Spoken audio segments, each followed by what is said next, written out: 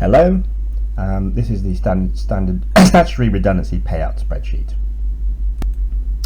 What you can do with this is calculate the statutory redundancy payment for staff based in the UK and Northern Ireland based on age, weekly pay and years of it.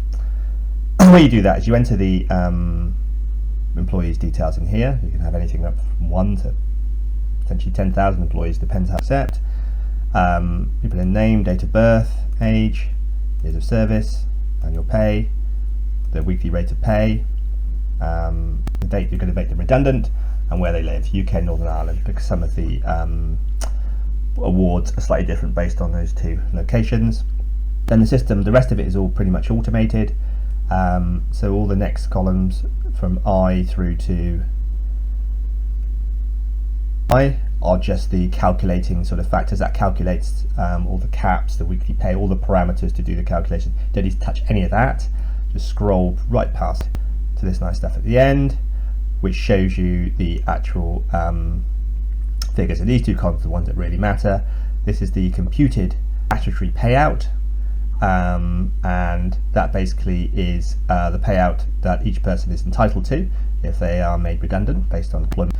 This is based on the caps, and these caps are, if you look at it for this year, the weekly pay cap is £538 UK, 560 in Northern Ireland, and the total payout cap is 16,140 and 16,8 in Northern Ireland.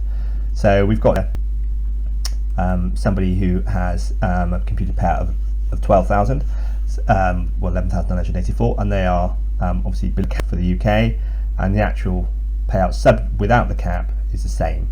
However, if this person had earned £20,000 over cap, this figure here would be 16,140, and this figure would be 20,000. The reason we put this figure, some people like to, some companies like to pay out an additional amount over the cap. I recommend taking sort of employment law advice before you pay out over the cap.